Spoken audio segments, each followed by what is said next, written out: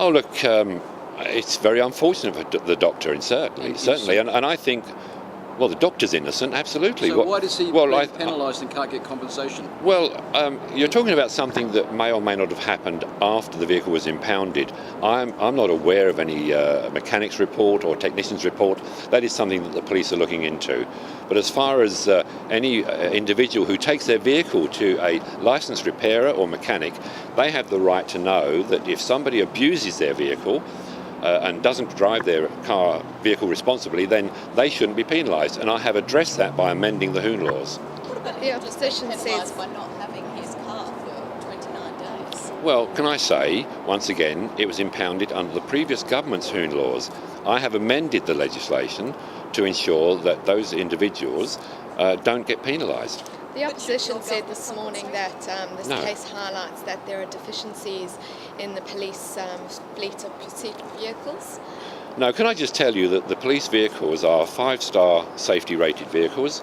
They are capable of reaching speeds well in excess of 140 kilometres an hour, but the police policy outlined by the Commissioner is that for the safety of his officers and other road users, they are instructed not to drive above 140 kilometres an hour, except in very special circumstances where they need permission to do that. Is it your view that the doctor is innocent but he doesn't deserve compensation?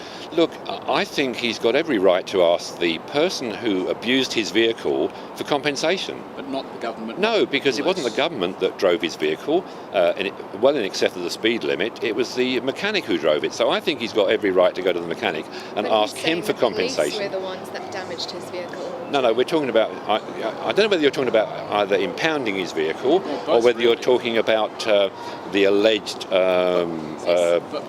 He's saying... Well, they are two separate things, of course they are. He's saying that most of the damage happened when he's not. Well, that's what he's saying, that's fine. Well, the police will certainly look into any claim that he puts in. So, do you believe he should put a claim into the police? Look, I'm not going to prompt him to, that's entirely up to him. Okay, if you treat those two incidents as separate, then you're saying he may deserve compensation for the damage to his vehicle, but certainly not for the loss of his car. Look, I'm saying if he wants to put in a claim for damages for the loss of the use of his car, he should put that claim into the driver of the vehicle, which was the mechanic. The mechanic is the one that was entrusted with that private individual's vehicle, and it would normally die. I think that there's a question of trust and faith here, and that trust and faith has been not acknowledged by the mechanic. Sorry, trust and faith. Yeah, to drive and care for that vehicle when it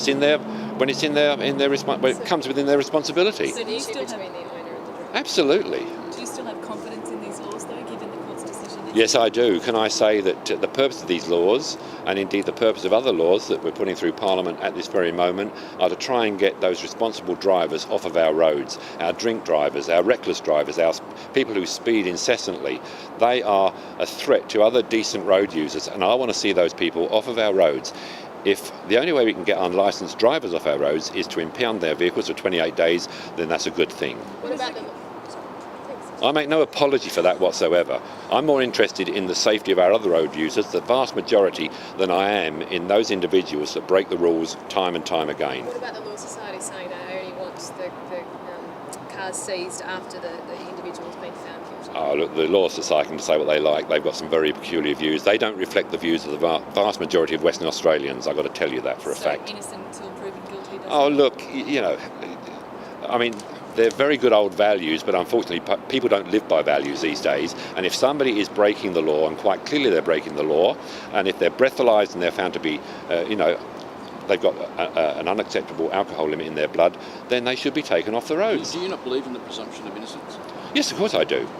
But I also don't practice it. No, but I also believe in the safety of other road users, the vast majority of road users on our roads.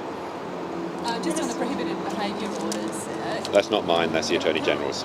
Can I ask a question on the Triple C? The parliamentary inspector says people should be allowed to apply to the Supreme Court to find out if they still have any surveillance devices within their homes. John Hyde's come out and said that should also apply to police devices. Is that something you would recommend? Look, I haven't read the report. I mean, John Hyde delivered the report in Parliament this morning. I've been a bit busy on other legislation. I'm happy to give you a response once I've had a look at the report.